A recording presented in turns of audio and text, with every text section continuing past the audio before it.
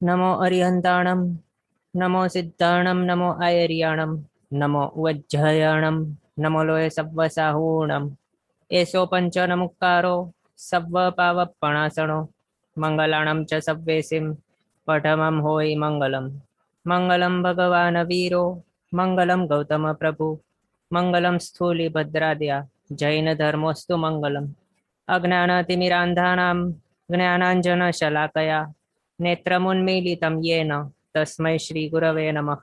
Okay, સો આપણો વિષય છે શ્રી દંડક પ્રકરણ.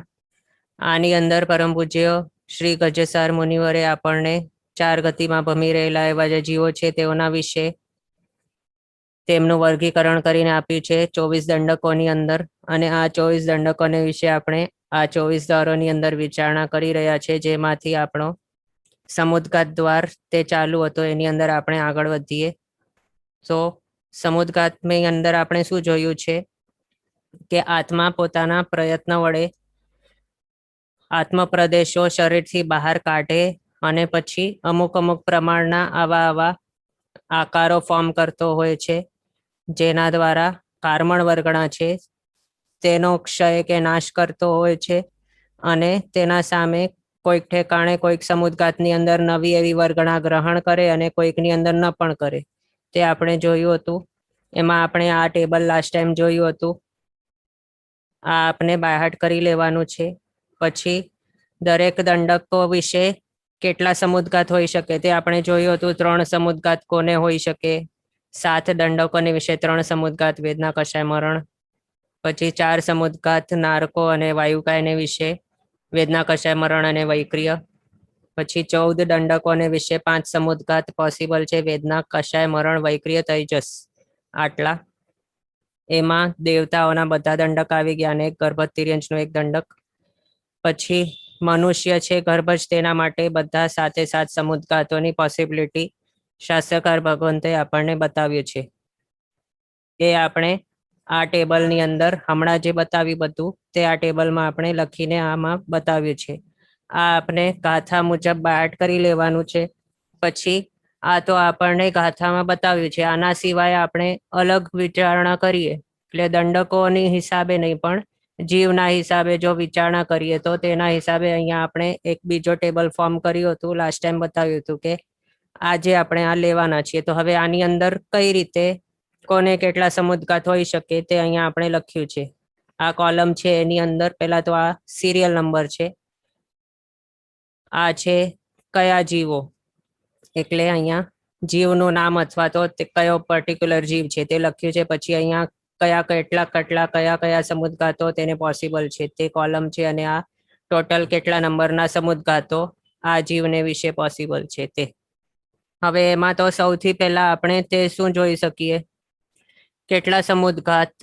તો અહીંયા આ પર્ટિક્યુલર જે પણ અવસ્થાઓ અહીંયા લખેલી છે કયા જીવો, એટલે આની અંદર મનુષ્યનો એક દંડક ને એ રીતે નથી, પણ એમાં પર્ટિક્યુલર અલગ અલગ વિભાજીકરણ કરીને અહીંયા બતાવ્યું છે. તે આપણે એક એક કરીને જોતા જશું. હવે અહીંયા આપણે કેવલી ભગવંત લખ્યું છે.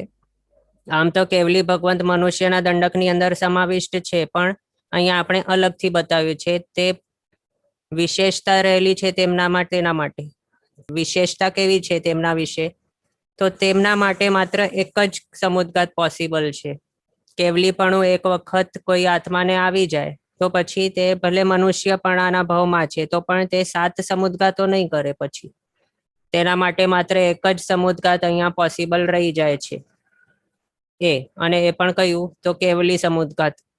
કારણ કે કેવલી ભગવંતો છે તે ભલે તેમને અશાતા વેદન્યનો ઉદય પોસિબલ છે, કેવલી બની જતા અશાતા વેદન્યનો ઉદય થાય જ નહીં એવું નથી, પણ તે તીર્થંકર ભગવંતને વિશે એવી રીતે કર્યું છે. પણ બીજા જે સામાન્ય કેવલી છે એમના માટે એવું કોઈ નિયમ નથી કે આ અશાતા વેદન્યનો ઉદય થાય જ નહીં, એવું કઈ નિયમ નથી. અશાતા વેદન્યનો ઉદય કેવલી ભગવંતોને પણ થઈ શકે છે.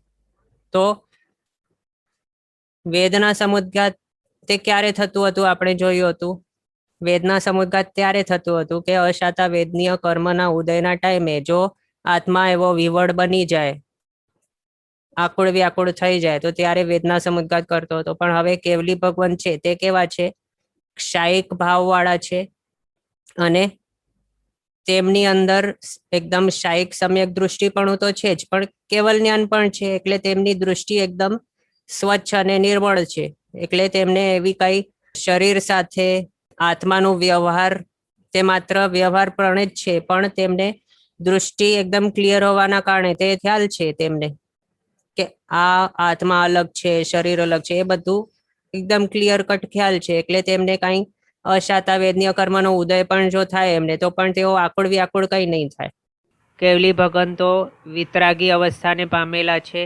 એટલે કે ન તો રાગ છે, ન તો દ્વેષ છે, ન તો કોઈ કશાય છે. ચારિત્ર મોહનીય કર્મ તદ્દન નાશ થઈ ગયો છે. આગળ દર્શન મોહનીય કર્મ નાશ થઈ જ ગયો હતો. ચારિત્ર મોહનીય હતો તે પણ નાશ થયો છે. એટલે મોહનીય કર્મ સંપૂર્ણપણે નાશ થઈ ગયો છે. તેના માટે તેમના આત્મામાં વિતરાગીપણું આવી ગયો છે.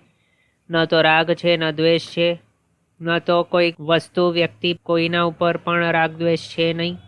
અને સાથે સાથે પોતાના શરીરનું પણ રાગ દ્વેષ કંઈ નથી. અને રાગ દ્વેષ છે નહીં તેના માટે શું કહેવાય કે અશાતા વેદનીય કર્મનો ઉદય થયો છે, તો તેઓ વિવળતા નહીં લાવે. એટલે કે રાગ દ્વેષ છે જ નહીં તો વિવળ જ નહીં બને. વિવળતા નહીં આવે તો સમુદ્ઘાતે નહીં થાય. એટલે વેદના સમુદ્ઘાત કેવલી ભગવંતોને માટે નહીં હોય. પછી કશાય સમુદ્ઘાત તે શા માટે નથી? તો હવે તેમના આત્મા ઉપર એક પણ કશાય મોહનીય કર્મ છે જ નહીં. કેવલી ભગવંતોને કોઈ પણ કશાય હોતા જ નથી. આત્મા પણ છે નહીં, ઉદયમાં પણ નથી, બંધમાં નથી, કઈ નથી. તો તેના હિસાબે કશાય સમુદ્ઘાત પણ નહીં થાય. પછી મરણ સમુદ્ઘાત શા માટે નહીં હોય કેવલી ભગવંતોને? તો મરણ સમુદ્ઘાત ક્યારે કરાતું હતું? જ્યારે નેક્સ્ટ ભાવમાં જવાનું હોય ત્યારે. પણ હવે કેવલ જ્ઞાની ભગવંતો છે, તેમનું તો આ લાસ્ટેસ્ટ ભાવ છે. અને લાસ્ટેસ્ટ ભાવના કારણે નેક્સ્ટ ભાવ તો તેમને કરવાનું નથી. એટલે અહીંયાથી ડાયરેક્ટ તેઓ ક્યાં જશે? સિદ્ધ ક્ષેત્રે, લોકાંતે, 14 લોકના અગ્રભાગે ઉપર ફટ કરીને આમ એક લાઈનમાં ઝૂપ કરીને ચાલ્યા જશે એક જ સમયમાં રુજુ ગતિએ. એટલે તેમને બીજા કોઈક ભાવ કરવાની હવે આવશ્યકતા નથી અને કરવાના નથી. તો મરણ સમુદ્ઘાત કરીને શું કરશે? એટલે તેમના માટે મરણ સમુદ્ઘાત છે જ નહીં. આમ તો મરણ સમુદ્ઘાત કેવું છે, મરજિયાત હોતું નથી, ઓટોમેટિકલી થઈ જતું હોય છે. પણ અહીંયા તેમને ભાવ બદલવાનું નથી, તેના માટે મરણ સમુદ્ઘાત પણ નથી. અને બીજું, મરણ સમુદ્ઘાત વગેરે જે પણ સમુદ્ઘાતો છે એની અંદર શું થતું હતું? આત્માનું એક્સપાન્શન થતું હતું, આત્મ પ્રદેશો ફેલાવાતા હતા. પણ અહીંયા જ્યારે કેવલ જ્ઞાની ભગવંતોનું નિર્વાણ થાય, એટલે કે મોક્ષ ગમન થાય, તો ત્યારે શું થાય છે? તેઓના આત્મ પ્રદેશો છે તે એક્સપાન્ડ નથી થતા. આ રીતે કોઈ પણ રીતે એક્સપાન્ડ નહીં થાય. ઉલટાનું શું થાય? શરીર જેટલું પ્રમાણનું છે, અહીંયા આપણે આમ ડ્રો કરીએ કે સમજો આવું એમનું શરીર છે.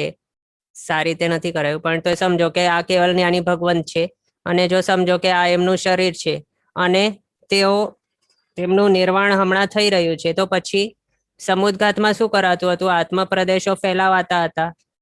પણ કેવલ જ્ઞાની ભગવંતો નિર્વાણ સમયે તેમનું જ્યારે મોક્ષ ગમન થવાનું હોય ત્યારે શું થાય? તેમના માટે તેમના આત્મ પ્રદેશો કોન્ટ્રાક્ટ થાય, એટલે કમ્પ્રેસ થઈ જાય. એટલે આપણે સાંભળ્યું હશે, શું સાંભળ્યું હશે? કે જેટલા પ્રમાણની હાઈટ વગેરે હોય અહીંયા, તે કેવલ જ્ઞાની ભગવંતોની તે શરીરની હાઈટ જેટલી પણ હોય તેમના અંતિમ શરીરની, તો તેના કરતા 1/3 ભાગ ઓછી થઈ જાય છે તેમની હાઈટ વગેરે. જ્યારે તેમનો આત્મ પ્રદેશ ઉપર સિદ્ધશિલાએ તેના ઉપર લોકાંતે, લોકાગ્ર ભાગે ઉપર સ્થિત થાય છે, તો ત્યારે તેમના જેટલી પણ હાઈટ હોય છે અહીંયા ભવસ્થ જ્યારે તેઓ હોય, તેમના શરીરની હાઈટ વગેરે જેટલી પણ હોય તેના કરતા 2/3 ભાગ માત્ર હોય. ક્યાં? ઉપર. અને એ ઉપર જેટલું આપણે કહ્યું કે 2/3 હોય, તો તે ત્યાં તેમના આત્મ પ્રદેશોનું આકાર એવા ટાઈપનું ફોર્મડ હોય, તે સમજવું. એટલે અહીંયા શું થાય છે? આત્મ પ્રદેશો ઉલટાના કમ્પ્રેસ કે કોન્ટ્રાક્ટ થઈ જાય છે. પણ સમુદ્ઘાતમાં શું થતું હતું? એક્સપાન્શન થતું હતું. એટલે એના હિસાબે અહીંયા મરણ સમુદ્ઘાત પણ તેમના માટે છે નહીં, કેવલ જ્ઞાની ભગવંતોને માટે. અને બીજું, કેવલી ભગવંતો છે તેમની પાસે જો આગળ કેવલ જ્ઞાન પ્રગટ થતા પહેલા બીજા પણ જે વૈક્રિય લબ્ધિ હોઈ શકે, કે તૈજસ લબ્ધિ, કે આહારક લબ્ધિ, તે બધું હોઈ શકે, પોસિબિલિટી છે. પણ કેવલી એક વખત તેઓ બની જાય તો પછી તે ન તો વૈક્રિય લબ્ધિ યુઝ કરીને વૈક્રિય શરીર બનાવે, ન તો તૈજસ લબ્ધિ યુઝ કરીને તેજોલેશિયા શીતલેશિયા વગેરે છોડે, અને ન તો તેઓ આહારક શરીર બનાવે. કારણ કે આ બધી ક્રિયાઓ કેવી છે? આ પરભાવ રૂપ છે. પરભાવ રૂપે હોવાના કારણે તેને શું કહેવાય છે કે તે કેવું છે? પ્રમાદ છે. અને અહીંયા કેવલ જ્ઞાની ભગવંતોની પાસે એવું કઈ ઈચ્છા છે નહીં, કોઈ પ્રયોજન છે જ નહીં. વૈક્રિય શરીર બનાવીને શું કરશે? હવે કઈ નથી તેમની પાસે ઈચ્છા રહેલી. આહારક શરીર તેજોલેશિયા વગેરે છોડીને શું કરશે? કઈ નહીં થવાનું, કઈ થવાનું નથી. તેમને કોઈ પ્રયોજન જ નથી આ બધું યુઝ કરવાને માટે. એટલે અહીંયા તેમના માટે બીજા કોઈ 7 માંથી કોઈ પણ સમુદ્ગાત નથી. 6 પણ માત્ર એક કેવલી સમુદ્ગાત તેની પોસિબિલિટી રહેલી છે. અને એ પણ આપણે લાસ્ટ ટાઈમ જોયું, બધા જ કેવલી ભગવંતો તે કરે જેવી કોઈ જરૂરી નથી અહીંયા. ઓકે, ક્વેશ્ચન છે નિરાબાધ અવસ્થા એટલે. તો નિરાબાધ એટલે આમ કહેવાય ને કે વેદનીય કર્મ રહિત જે અવસ્થા છે તેને નિરાબાધ કહેવાય. એટલે બાધા રહિત અવસ્થા, તે જેની અંદર અવ્યાબાધ સુખ હોય. અને નિરાબાધ ની અંદર નિર એટલે કે નથી, બાધ એટલે કે બાધા. તો જે અવસ્થાની અંદર કોઈ પણ ટાઈપની બાધા નથી, અથવા તો જે અવસ્થા એક વખત પ્રાપ્ત કર્યા પછી તે અવસ્થાની અંદર કોઈ પણ ટાઈપનું બાધ નથી આવવાનું, ફોરએવર માટે જે રહેવાની છે તેને પણ નિરાબાધ અવસ્થા કહી શકાય. ઓકે, હવે સેકન્ડ, અહીંયા નિરાબાધ સ્થાને રહેલા સૂક્ષ્માદિ એકેન્દ્રિય, આમના વિશે શું કહ્યું છે કે કષાય અને મરણ, માત્ર આ 2 સમુદ્ગાત પોસિબલ છે. હવે અહીંયા આપણે આગળ જે બતાવ્યું ને નિરાબાધ અવસ્થા તે અલગ છે, અને આ નિરાબાધ સ્થાન એ અલગ છે. બંનેની અંદર મિક્સ નહીં કરવાનું.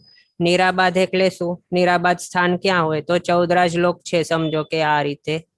હવે આ 14 લોકનું નિરાબાધ સ્થાન ક્યાં આપણે કહી શકીએ? કે અહીંયા એજીસ તેના જે હોય તે ઠેકાણે નિરાબાધ સ્થાનો. નોર્મલી ક્યાં હોય? અહીંયા લોકના અંતના ભાગો જે હોય તે ઠેકાણે વધારે પ્રમાણમાં પોસિબિલિટી છે કે ત્યાં નિરાબાધ સ્થાનો રહેલા હોય. એ રીતે જાણવું. હવે તેવા સ્થાનો ઉપર રહેલા જે પણ સૂક્ષ્માદિ એકેન્દ્રિયો છે તેમના માટે વેદના સમુદ્ગાત નથી હોતું. કારણ કે તેમને અશાતા વેદનાનું એટલા પ્રમાણમાં ઉદય અહીંયા પોસિબલ નહીં થાય કે તેમને કોઈ ક્ષતિ પહોંચાડી શકે. તેના માટે વિવળતા નહીં આવે.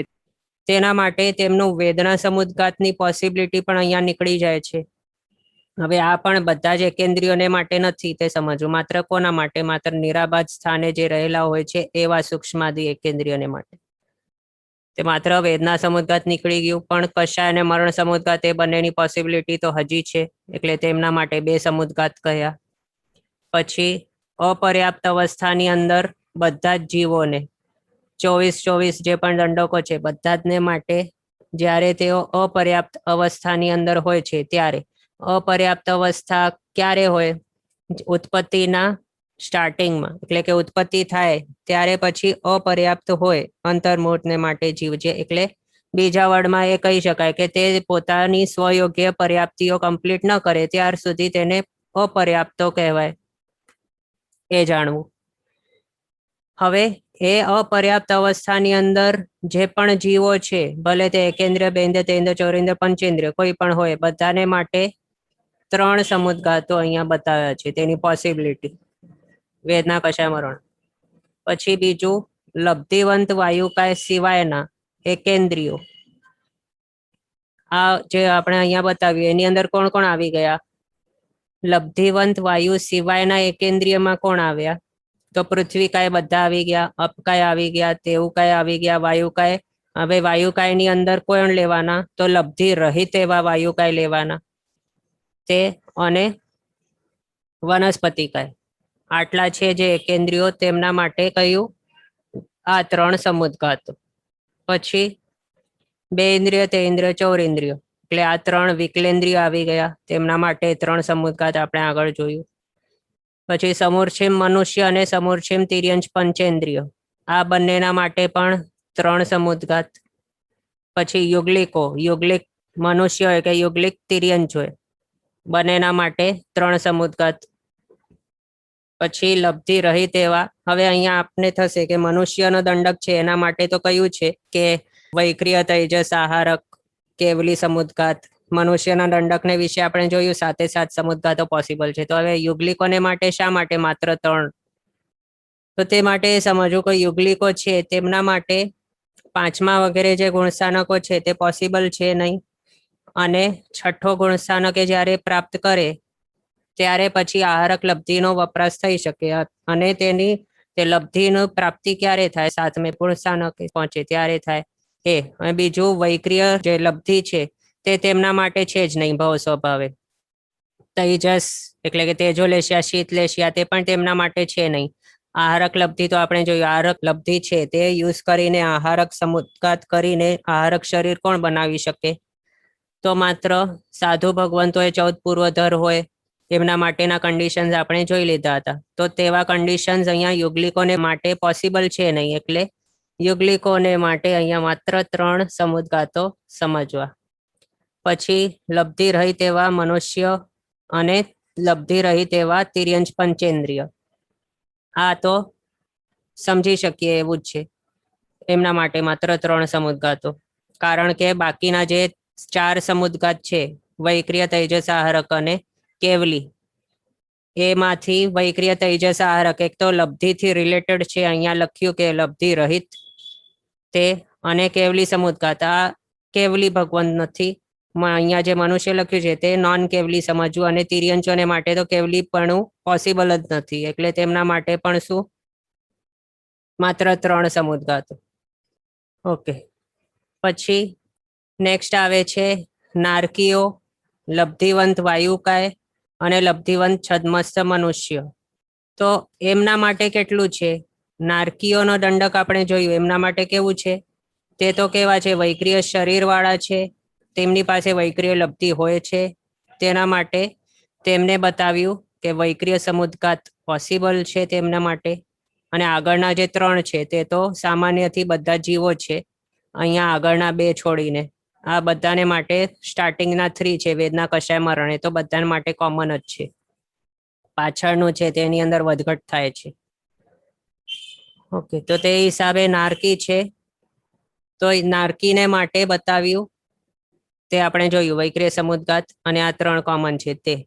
પછી લબ્ધિવંત વાયુકાય, તો લબ્ધિવંત વાયુકાય છે તો તે માટે કેવું? લબ્ધિ કઈ હોઈ શકે વાયુકાયોને? તો માત્ર વૈક્રિય લબ્ધિ હોઈ શકે, તેજોલેશિયા શીતલેશિયાની લબ્ધિ નહીં હોઈ શકે, આહારક લબ્ધિ નહીં હોઈ શકે, કેવલીપણું પણ નહીં હોઈ શકે. તે માટે વેદના કષાય મરણ આ 3 તો કોમન છે, પણ વૈક્રિય લબ્ધિની પોસિબિલિટી છે વાયુકાયને વિશે, તે આપણે આગળ શરીર દ્વારની અંદર જોયું હતું. તો તેના માટે વૈક્રિય સમુદ્ઘાત તેનું એડિશન થઈ જાય છે લબ્ધિવંત એવા વાયુકાયને માટે. પછી લબ્ધિવંત એવા છદ્મસ્થ મનુષ્ય, તેમના માટે શું? અહીંયા પણ લબ્ધિવંત આપણે લખ્યું છે, એની અંદર વૈક્રિય લબ્ધિધારી એ સમજવાનું. અને છદ્મસ્થ છે એનો મિનિંગ શું લેવાનું? છદ્મનો મિનિંગ થાય છે કે ઘાતી કર્મ, ઘાતી કર્મ, અને આ સ્થ એટલે કે તેની અંદર સ્થિત, અથવા તો આ આખો વર્ડ છે એનો મિનિંગ શું થાય? કે જે ઘાતી કર્મથી જેનું આત્મા ઘેરાયેલો છે, તેના આત્મિક ગુણોનો ઘાત થયેલો છે, જેના આત્મા ઉપર ઘાતી કર્મ ઉદયમાં રહેલા છે, તો એને કહ્યું છે છદ્મસ્થ. તો એવો મનુષ્ય, એટલે ઇન શોર્ટ શું થઈ ગયું? છદ્મસ્થ એટલે નોન કેવલી, શોર્ટમાં જે કેવલ જ્ઞાની નથી એવો તે. હવે એના માટે કેવું છે? તે જો વૈક્રિય લબ્ધિવંત હોય તો તેના માટે એક વૈક્રિય લબ્ધિ એટલે વૈક્રિય સમુદ્ઘાત અહીંયા એક એડ થઈ ગયું 3ની સહિત. વેદના કષાય મરણ તો તેને હોવાનું છે ઓછામાં ઓછું. એના માટે 4 સમુદ્ઘાત નારકી વગેરે અહીંયા જે લખ્યા છે 4th પોઈન્ટમાં, એમના માટે સમજવું. પછી હવે 5th, લબ્ધિવંત એવા છદ્મસ્થ મનુષ્ય, તેમના માટે જો તે મનુષ્યની પાસે વૈક્રિય લબ્ધિ ન હોય અને માત્ર તેજોલેશિયા શીતલેશિયાની લબ્ધિ હોય ગોશાળાની જેમ, તો પછી તેના માટે 4 સમુદ્ઘાતની પોસિબિલિટી કઈ છે તે અવસ્થાની અંદર? તેમાં તૈજસ સમુદ્ઘાત આવી ગયું, વૈક્રિય ચાલી ગયું, વેદના કષાય મરણ કોમન. પછી લબ્ધિવંત એવા છદમસ્ત મનુષ્ય કે જે કેવા આહારક લબ્ધિવાળા છે, સાધુ ગુરુ ભગવંતો, 14 પૂર્વધર આહારક લબ્ધિવાળા, તેમના માટે કયું આ 4. આપણે અહીંયા તે એઝ્યુમ કર્યું છે કે તે કેવા છે, તેમની પાસે તેજોલેશા શીતલેશિયાની લબ્ધિ નથી અને આ પણ નથી વૈક્રિય લબ્ધિ, તે એવાને માટે 4 સમુદ્ગાતોની પોસિબિલિટી. પછી હવે બીજા એવા કોઈ લબ્ધિવંત છદમસ્ત મનુષ્ય અને દેવો, તો તેમના માટે કહ્યું કે જેમની પાસે વૈક્રિય લબ્ધિ છે અને સાથે તેજોલેશિયા શીતલેશિયાની લબ્ધિ છે, એવા તેમના માટે કહ્યું કે વેદના, કષાય, મરણ, વૈક્રિય અને તૈજસ, આ 5 સમુદ્ગાતો એમના માટે. દેવોનો દંડક હતું એની અંદર આપણે જોયું હતું 5 સમુદ્ગાતો હોય છે, વૈક્રિય અને તૈજસ લબ્ધિ તેમની પાસે હોય છે તેના કારણે. પછી લબ્ધિવંત છદમસ્ત મનુષ્ય કે જેમની પાસે તેજોલેશા શીતલેશિયાની લબ્ધિ છે અને આહારક લબ્ધિ છે, અને આ હવે જે પણ ઠેકાણે આહારક લબ્ધિ અહીંયા આપણે લખ્યું છે તેને હાઇલાઇટ કરી દઈએ. આટલા જે હાઇલાઇટ કર્યા હમણાં 4, તો તે 4 કેવા છે, તો તે માત્ર સાધુ ભગવંત, 14 પૂર્વધર તેવા સમજવા, કારણ કે બધાની પાસે આપણે જોઈ શકીએ શું છે, આહારક લબ્ધિ છે. આહારક સમુદ્ગાત માત્ર આહારક લબ્ધિ વાળા કરી શકે, અને એ પણ કેવા હોય છે તે આપણે આગળ જોયું છે, સાધુ ભગવંત, 14 પૂર્વધર એવા. તો આપણી વાત આના વિશે ચાલુ હતી કે લબ્ધિવંત એવા છદમસ્ત મનુષ્ય, તો તેમના માટે કહ્યું કે વેદના, કષાય, મરણ 3 તો છે જ, પછી તેજોલેશા શીતલેશાની લબ્ધિ અને આહારક લબ્ધિ, તો એવાને 5 સમુદ્ગાત. પછી બીજા કોઈક હોય તેમની પાસે તેજોલેશિયા શીતલેશિયાની લબ્ધિ ન હોય, માત્ર વૈક્રિય અને આહારક લબ્ધિ હોય, તેમના માટે 5 સમુદ્ગાત પોસિબિલિટી. અને જેમની પાસે 3 લબ્ધિઓ હોય, વૈક્રિય લબ્ધિ હોય, તેજોલેશિયા શીતલેશિયા લબ્ધિ હોય, આહારક લબ્ધિ હોય, તેમના માટે 6 સમુદ્ગાતો તે અવસ્થાની અંદર પોસિબલ છે. ઓકે, આ આપણે જોયું. ક્વેશ્ચન છે, બંને છદમસ્ત મનુષ્ય ડિફરન્સ કેવી રીતે કરાય? કયા બંને? એ મને નંબર લખીને બતાવજો. રિક્વેસ્ટ છે કે 3rd નંબર રિપીટ કરવા માટે યુગલિકનો. ઓકે, તો અહીંયા આપણે જે લખ્યું છે યુગલિક 3rd નંબરમાં, તો યુગલિક કેવા હોય છે? તેમના માટે દેશવૃત્તિપણું નથી, સર્વવૃત્તિપણું નથી, કેવલ જ્ઞાનીપણું નથી, અને તેમના માટે વૈક્રિય લબ્ધિ, તેજોલેશિયા શીતલેશિયા લબ્ધિ એ નથી હોતી. તેના હિસાબે શું થયું? તેના હિસાબે તેમના માટે માત્ર આ 3 સમુદ્ગાતોની પોસિબિલિટી છે, વેદના, કષાય, મરણ. એ રીતે જાણવું. કારણ કે જો સમજો કે આહારક શરીર બનાવવું હોય તો આહારક લબ્ધિ હોવી જોઈએ, અને આહારક લબ્ધિ માત્ર હોય અને સમુદ્ગાત ન કરાય આહારક સમુદ્ગાત, તો પછી પોસિબલ નથી આહારક શરીર બનાવવાનું. એટલે ઇન શોર્ટ અહીંયા લબ્ધિ જ નહીં હોય તો સમુદ્ગાત કઈ રીતે કરે? તે માટે વૈક્રિય લબ્ધિ નહીં હોવાના કારણે, પછી આહારક લબ્ધિ, તેજોલેશિયા શીતલેશિયાની લબ્ધિઓ નહીં હોવાના કારણે આ નથી થતું. ઓકે, પછી સેકન્ડ રિપીટ કરવા રિક્વેસ્ટ આવેલ છે. તો નિરાબાદ સ્થાને રહેલા સૂક્ષ્માદિ એકેન્દ્રિય, તેમના માટે કહ્યું છે કે માત્ર કષાય અને મરણ આ 2 સમુદ્ગાતોની પોસિબિલિટી છે, કારણ કે ત્યાં નિરાબાદ કહ્યું, જ્યાં બાધા રહિત એવો સ્થાન છે, એમ કહી શકાય કે ક્યાં છે તે 14 રાજલોકના પર્યંતના ભાગો જે છે એજીસ, તે ઠેકાણે એવી કોઈ વિશેષપણાની ઘાત વગેરે થાય, જેના કારણે વિશેષ એવો અશાતાવેદનીય કર્મનો ઉદય થાય, અને શું છે આ ઉદય થઈ જાય, એટલે આત્મા વિવળ બની જાય, એવું કંઈ ત્યાં પોસિબિલિટી હોતી નથી. તેના માટે તે ઠેકાણે વેદના સમુદ્ગાતની પણ પોસિબિલિટી નથી. એ માટે કહ્યું કે નિરાબાદ સ્થાને રહેલા એવા સૂક્ષ્માદિ એકેન્દ્રિયો, તેમના માટે વેદના સમુદ્ગાત નથી ગણ્યો. ઓકે, ક્વેશ્ચન છે કે આહારક લબ્ધિવાળા સાધુને છદમસ્ત કેમ કહ્યું? તો છદમસ્તનું મિનિંગ આપણે શું બતાવ્યું કે જેના આત્મા ઉપર ઘાતી કર્મો હજી રહેલા છે તેવાને કહેવાય છે છદમસ્ત. છદ્મ એટલે કે ઘાતી કર્મ, અને સ્થ એટલે કે રહેલા છે એવા જેના ઉપર. તો હવે જેના આત્મા ઉપર ઘાતી કર્મ રહેલા છે એનો બીજો મિનિંગ શું થયું કે તે કેવલ જ્ઞાની નથી. હવે જો કોઈક સાધુ ભગવાન છે, 14 પૂર્વધર આહારક લબ્ધિ તેમને પ્રાપ્ત કરેલી છે, અને હવે તે લબ્ધિનો વપરાશ જ્યારે તે કરીને આહારક શરીર બનાવશે ત્યારે તેમને શું કહેવાશે કે તે પ્રમાદી અવસ્થા છે, અને તે આહારક શરીર બનાવવાની ક્રિયા ક્યારે થાય છે? છઠ્ઠા ગુણ સ્થાનકે પોસિબલ છે, પણ કેવલીપણું છે તો કેવલીપણું ક્યાં છે? 13મા ગુણ સ્થાનકે. અને અહીંયા છદ્મસ્થ એટલું મિનિંગ શું થાય છે? છદ્મસ્થ એટલે નોન કેવલ જ્ઞાની. જે કેવલ જ્ઞાની નથી તે બધા છદ્મસ્થ છે, એ સમજવું.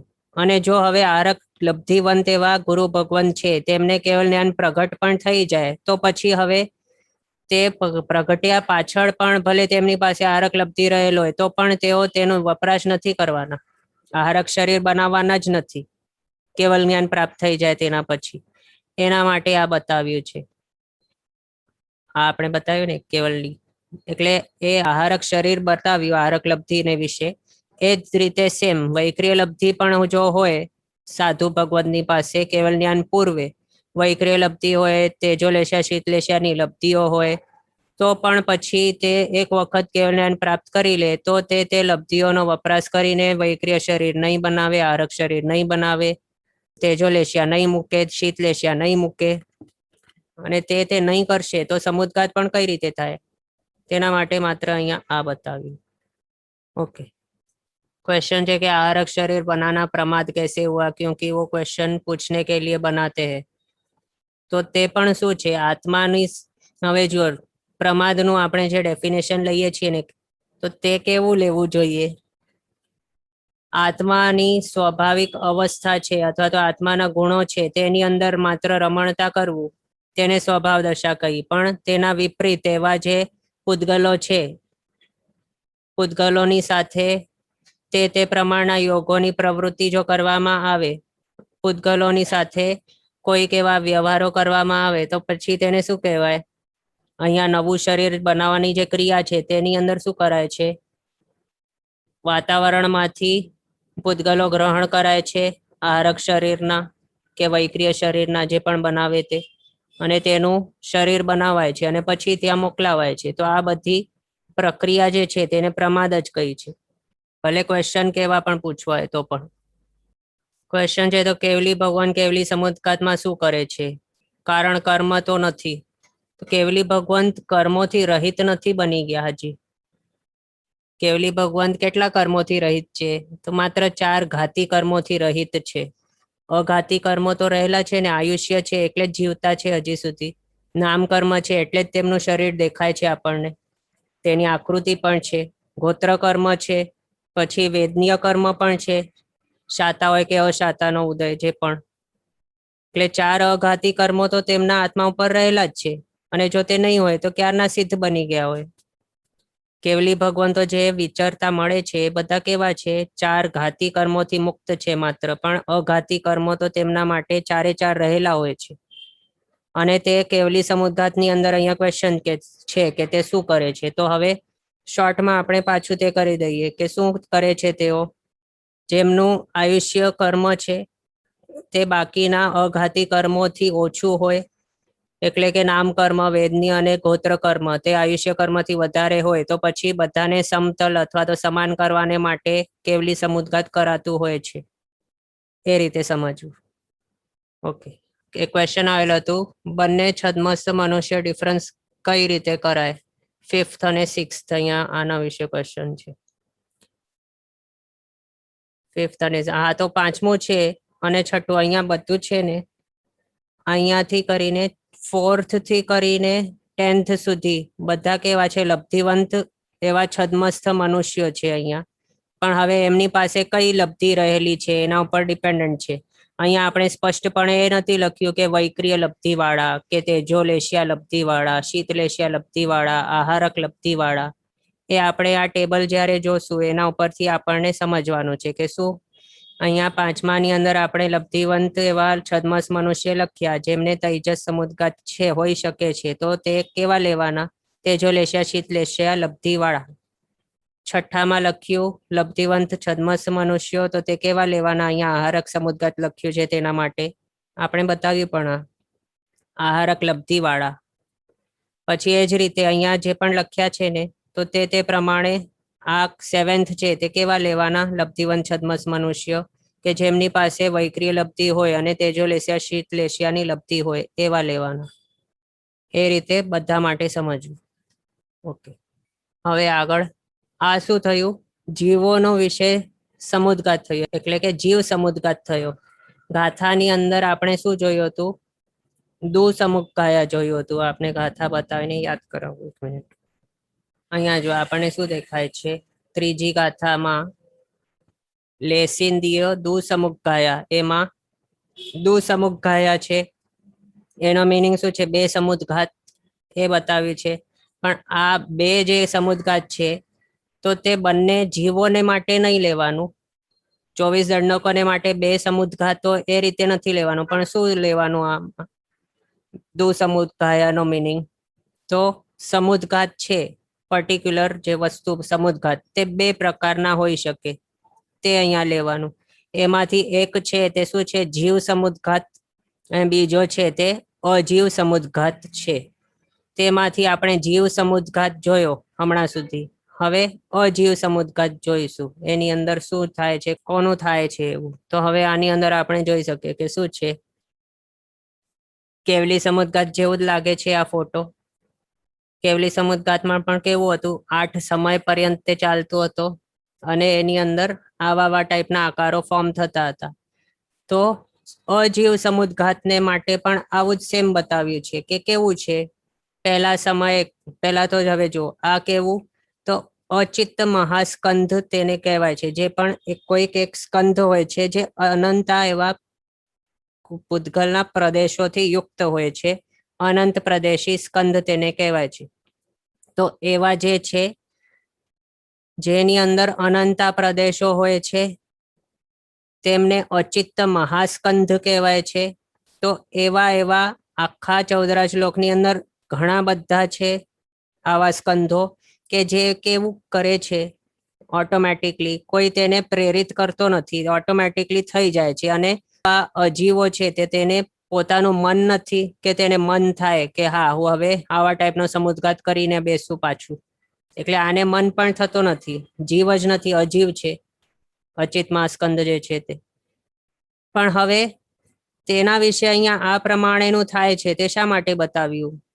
કારણ કે કેવલ જ્ઞાની ભગવંતોએ જે પોતાના કેવલ જ્ઞાનમાં જોયું છે તે આપણને બતાવ્યું છે. જે થઈ રહ્યો છે પ્રોસિજર, કે જેવું છે એવું બતાવી દીધું છે. અને આ થયા પાછળ બીજો કોઈ એવો રીઝન છે નહીં. ઓટોમેટિકલી આપ સ્વભાવે, તથા સ્વભાવે આવું થાય છે, બસ એ સમજવાનું. હવે આ પ્રક્રિયા થઈ રહી છે તો કઈ રીતે થઈ રહી છે તો તે પણ આપણને બતાવ્યું. તેની અંદર શું છે? પહેલા તો જે પ્રમાણે આપણે જોયું હતું કેવલી સમુદ્ઘાતમાં, તે ક્યાં સ્થિત હોય છે? અહીંયા આપણે બ્લુ કલરનો ડોટ બતાવ્યું છે. તો આ ઠેકાણે તે અચિત્ત મહાસ્કંધ રહેલું હોય છે. તેમાં આખા 14 લોકની અંદર કોઈ પણ સ્થાને આપ એઝ્યુમ કરી શકો, ઇમેજિન કરી શકો. તેની અંદર પહેલા તો આવા ટાઈપનો દંડનો આકાર બનાવે, 14 લોક પર્યંતની હાઈટ વાળો, 14 લોકની જેટલી પણ હાઈટ છે તેટલો દંડ, પોતાની જાડાઈ જેટલી છે તેના સ્કંધની તેટલી જાડાઈ વાળો. એવું પછી બીજા સમયે કપાટનો આકાર, બંનેમાંથી કોઈ પણ.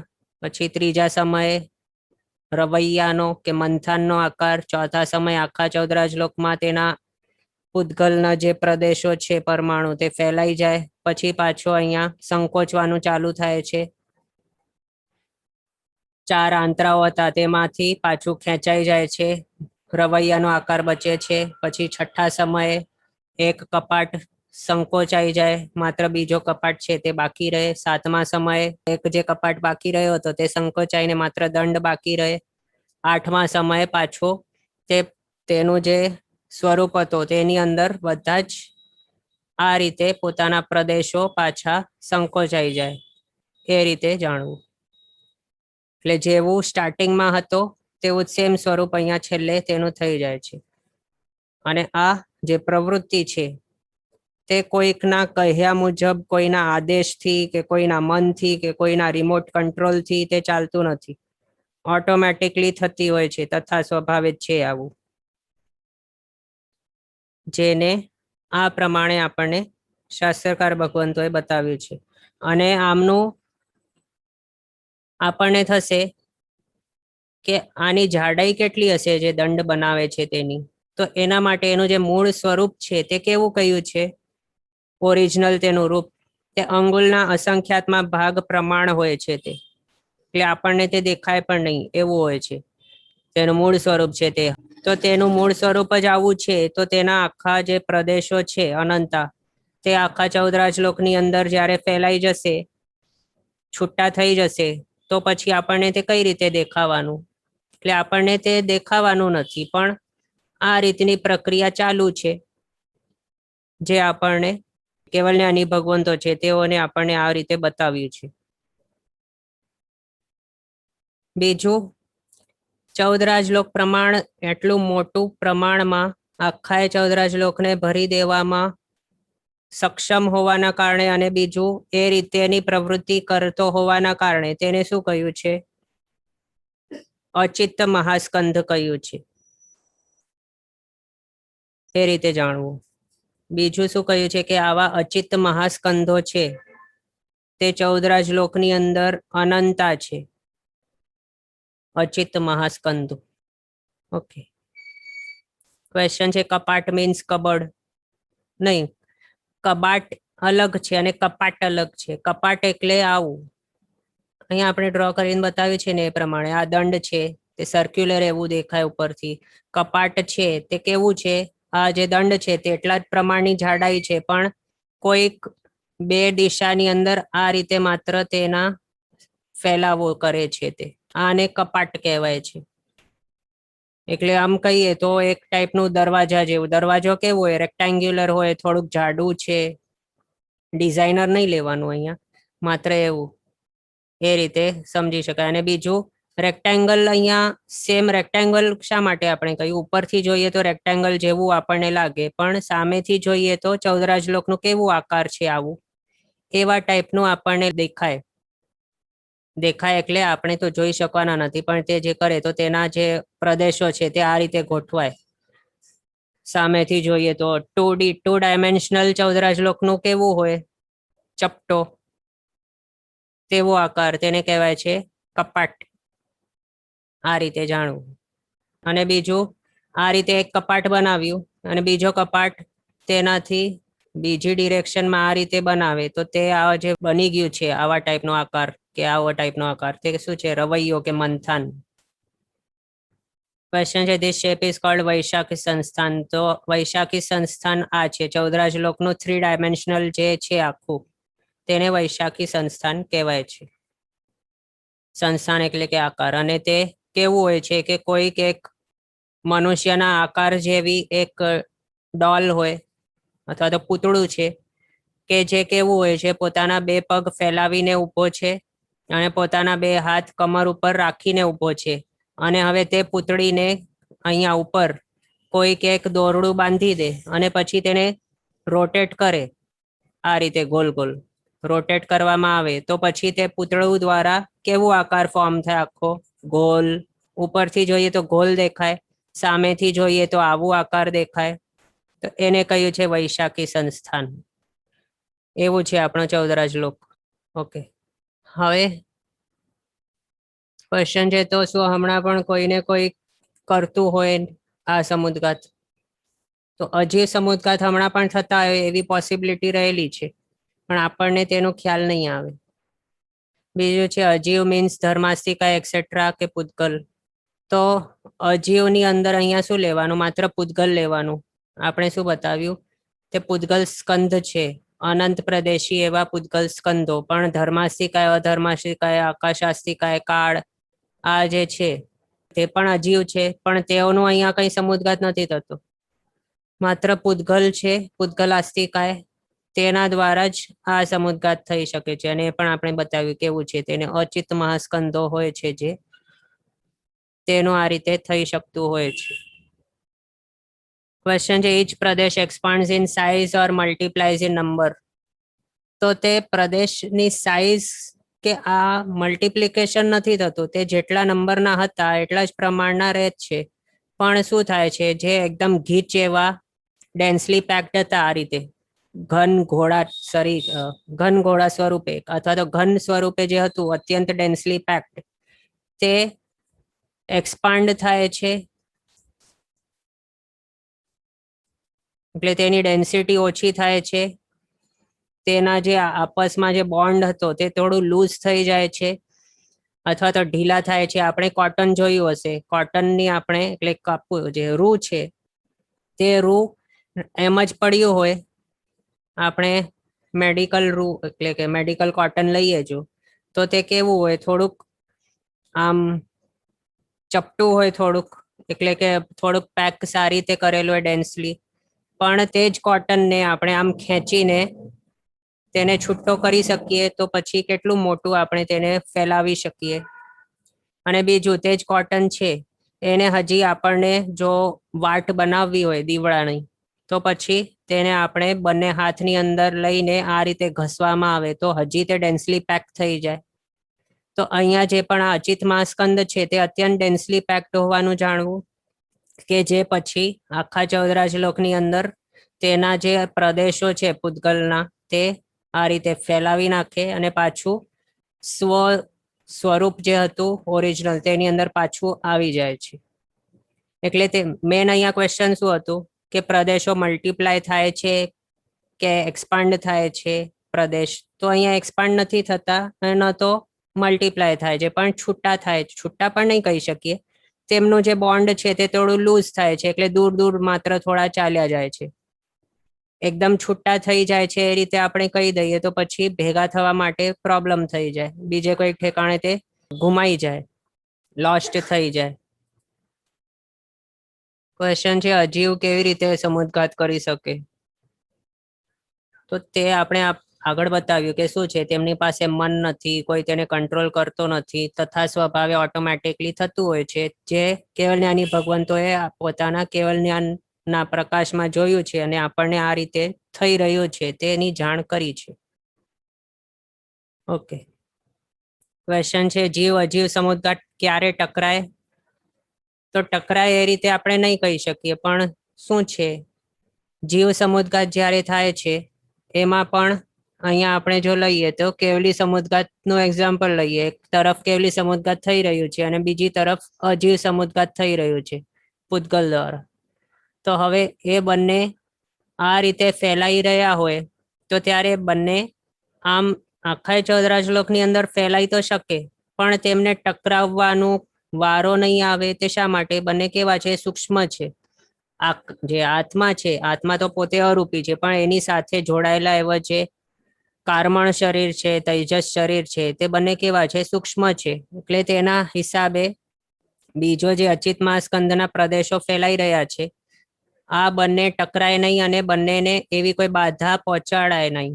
એક બંને બીજાને ન તો પૂતગલના જે પ્રદેશો છે તે આત્મા પ્રદેશો સહિત જે રહેલા છે એવાને કોઈ બાધા નહીં પહોંચાડે અને ન તો તે આને બાધા પહોંચાડે. આ રીતે જાણવું. ઓકે, આ આપણે જાણ્યું અચિત મહાસ્કંદને વિશે. હવે આટલા પ્રમાણનું જે થયું તે આપણું સમુદ્ઘાત દ્વાર અહીંયા સંપૂર્ણ થયું છે. સમુદ્ઘાતને વિશે આપણે બધું જોઈ લીધું છે. 7 ટાઈપના સમુદ્ઘાતો, તેના વિશેની ગાથા જોઈ. હવે નેક્સ્ટ દ્વાર આવે છે દૃષ્ટિ દ્વાર, 10મું. શાસ્ત્રકાર ભગવંતો કહે છે કે દૃશ્યતે યયા સા દૃષ્ટિ, એટલે કે જોવાય છે જેના વડે તે દૃષ્ટિ છે. એનો મિનિંગ શું થયું? જેના વડે જોવાય છે તે દૃષ્ટિ છે, અથવા તો જેના કારણે દેખાઈ શકે છે તેને દૃષ્ટિ કહી. હવે આની અંદર આ ડેફિનેશન ઉપરથી આપણને એ નથી લેવાનું કે આપણી આંખો છે તેનાથી આપણે જે પણ જોઈ શકીએ છીએ તો તેની અંદર આંખોને દૃષ્ટિ કહેવાય. આ રીતે અહીંયા નથી લેવાનું, પણ શું લેવાનું છે? જે જીવ, અજીવ આદિ જે 9 તત્વ છે તેના ઉપરની આપણી કેવા ટાઈપની દૃષ્ટિ રહેલ છે, તેના વિશે આપણી માન્યતા કેવી છે, તે અહીંયા છે દૃષ્ટિ દ્વારનું મિનિંગ. એટલે દૃષ્ટિ એટલે અહીંયા આંખ નથી લેવાની, પણ શું લેવાનું? માન્યતા લેવાની. તેના ઉપર જ આ આખો દૃષ્ટિ દ્વાર બેઝડ છે. એ રીતે જાણવું. એની અંદર શાસ્ત્રકાર ભગવંતો કહે છે કે 3 ટાઈપની દૃષ્ટિ હોય છે, જેમાં પહેલી તો છે મિથ્યા દૃષ્ટિ, બીજી છે સમ્યક દૃષ્ટિ અને ત્રીજી છે મિશ્ર દૃષ્ટિ. આની અંદર 3 ટાઈપના વર્ડ્સ આપણે જોયા. કેવા કેવા છે? પહેલો હતો મિથ્યા દૃષ્ટિ. તો એની અંદર મિથ્યા વર્ડ છે, એનો મિનિંગ શું થાય છે? મિથ્યા એટલે કે ખોટું. પછી સમ્યક દૃષ્ટિ હતો, એની અંદર સમ્યક વર્ડ છે, તો સમ્યકનું મિનિંગ શું થાય છે? સાચું. અને મિશ્ર દૃષ્ટિ હતું. તો આમ સામાન્યથી મિશ્રનું મિનિંગ શું થાય છે? મિશ્ર એટલે મિશ્રણ કે મિક્સચર હોય કંઈક તે.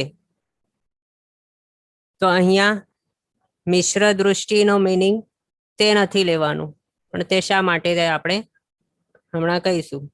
તેમાં તો સૌથી પહેલા અહીંયા શું સમજવાનું કે મિથ્યા દૃષ્ટિ એટલે કે ખોટી દૃષ્ટિ જેની પાસે છે, અને એ પણ દૃષ્ટિ એટલે આપણે માન્યતા જોયું તેનો મિનિંગ. તો મિથ્યા દૃષ્ટિનો મિનિંગ શું થાય છે? કે જેની પાસે કેવી માન્યતા છે? ખોટી માન્યતા છે. એવાઓને કેવા કયા છે? મિથ્યા દૃષ્ટિવંત કહ્યા છે.